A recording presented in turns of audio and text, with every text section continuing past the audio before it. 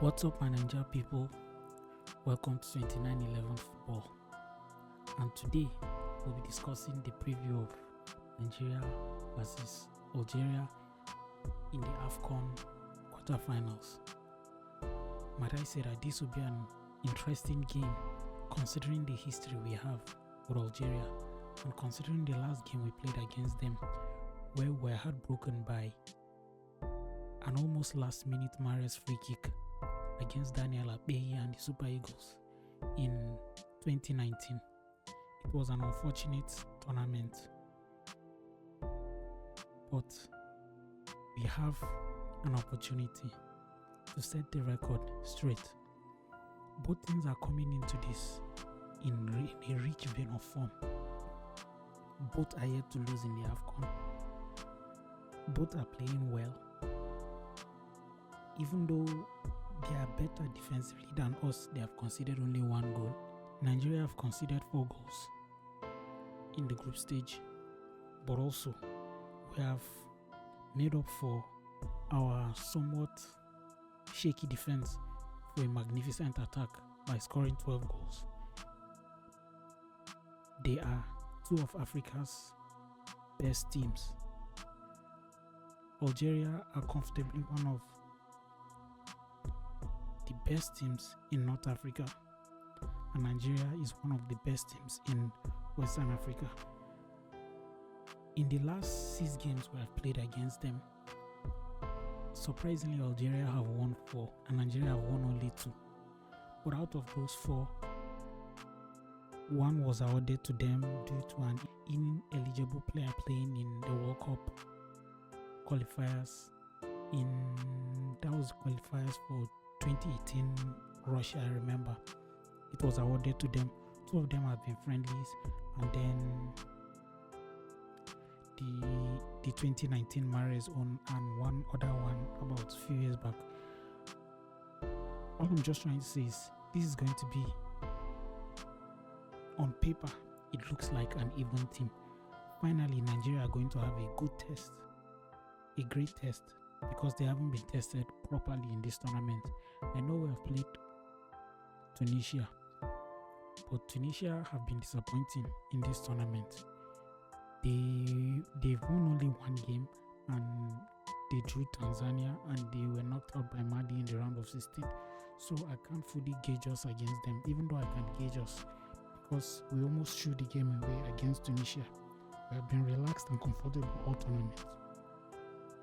Algeria presents an opportunity for us to test ourselves against an elite African team. So let's quickly move into it. We are now at the stage where we can't afford any mistakes. We have to show up our defense and be more clinical in attack.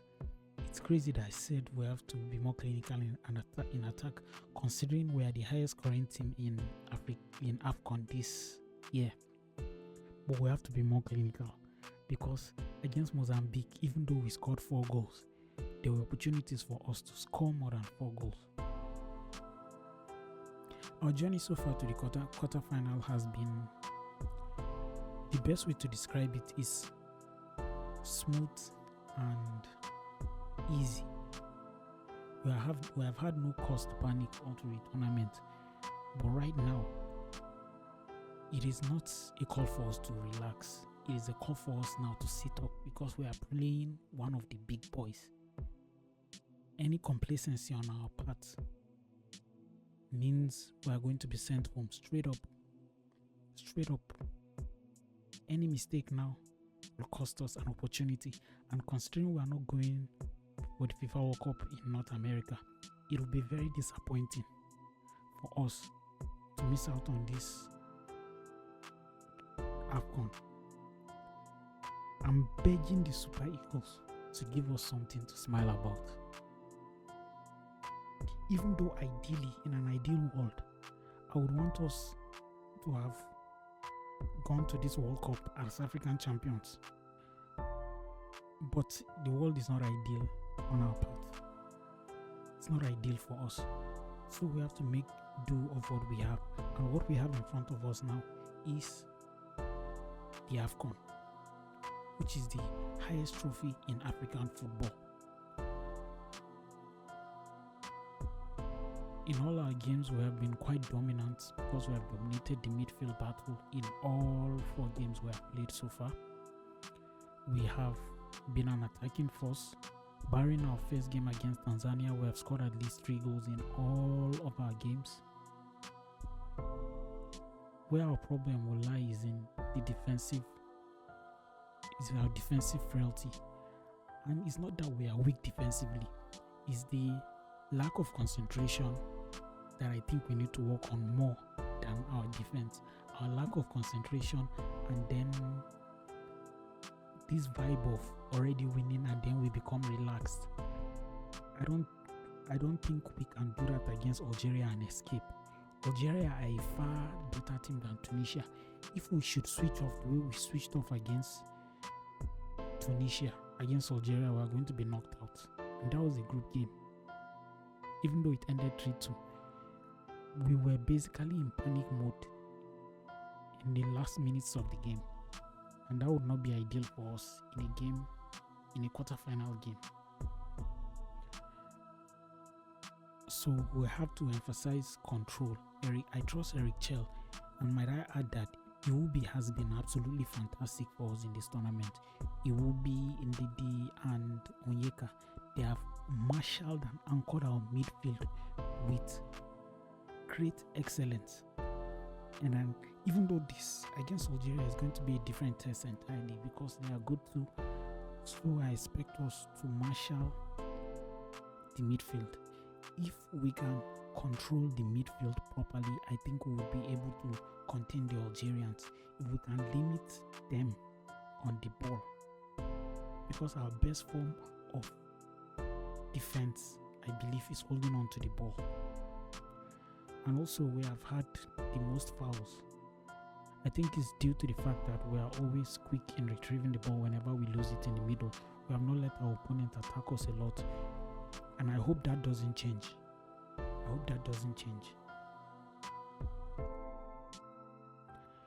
Algeria are going to be dangerous because they are also fluid in possession.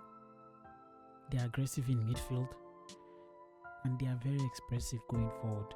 Maybe not as expressive as Nigeria, because they are not as star-studded as us.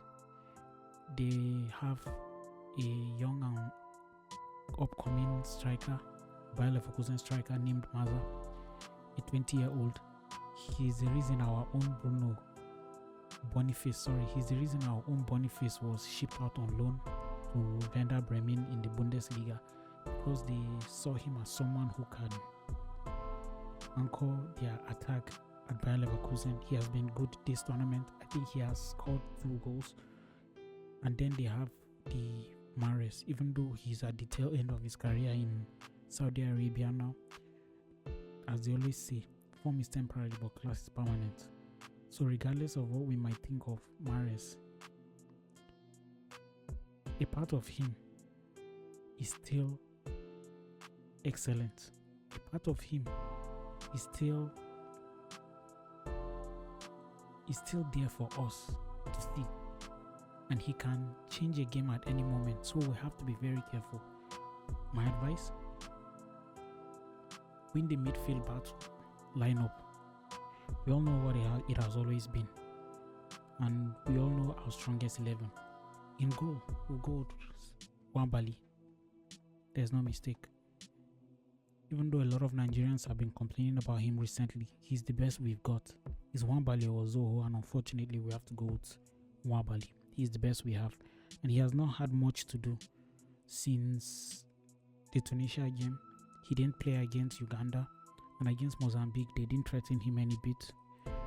Even he wasn't threatened against Mozambique. At right back, I'm going for Osai Samuel.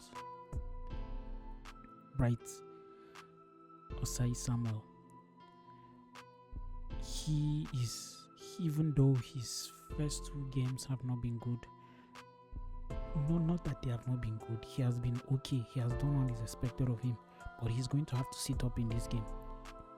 He's going to have to sit up in this game. He has to He has to have high levels of concentration.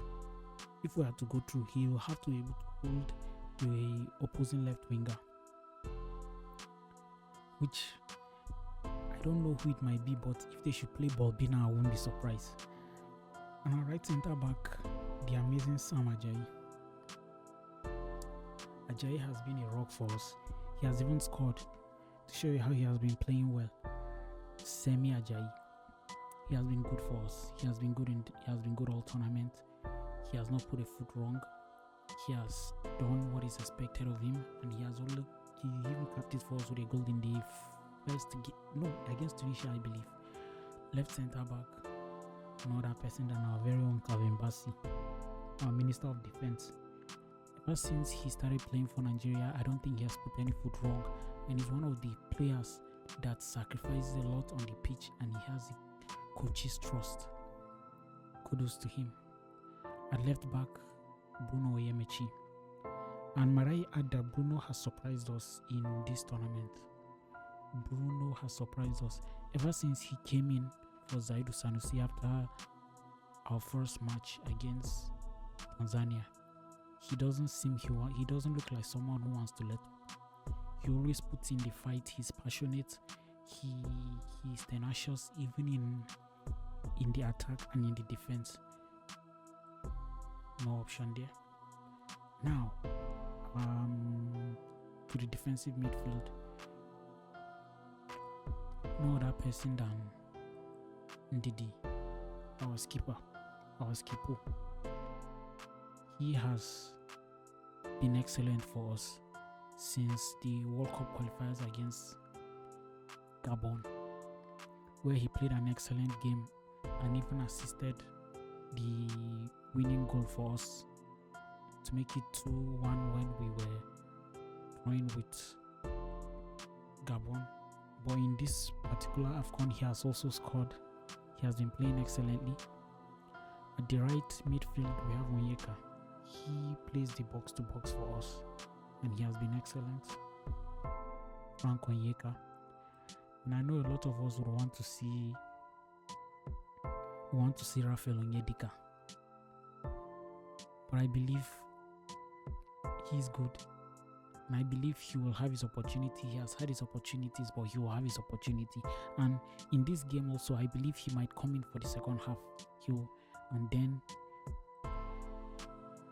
to partner in Didier Onyeka, no other person than Iwobi. Iwobi has been playing like our very own Xavi, Iniesta, Zidane, all embodied in one person, and also Toni Kroos, might I add. He has been excellent. And if not for the amazing form and the attacking output of Lookman, I would say he would have been the best player for us in this tournament. We operate with a 4-3-1-2. That is how we operate. Okay. So here we have Lookman, who has had 3 goals and 4 assists. The only person who I believe has been as good as him is Brahim Diaz, who has scored 5 goals and 1 assist. We have Osimhen and then Akon Adams.